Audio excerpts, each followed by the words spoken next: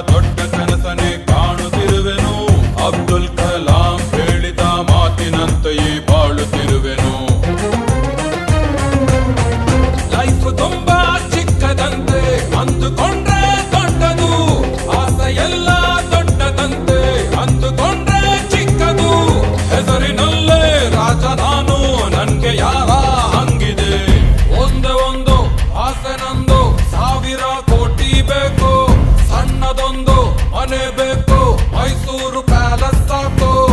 ಆಸೆಗೆ ಟ್ಯಾಕ್ಸ್ ಇಲ್ಲ, ಕನಸಿಗೆ ಫೈನು ಇಲ್ಲ, ಹೇಳೋರಿಲ್ಲ ಕೇಳೋರಿಲ್ಲ, ನನ್ಗೆ ನಾನೇ ರಾಜನು. 1 2 3 ವಿಷ್ಣುವರ್ಧನ.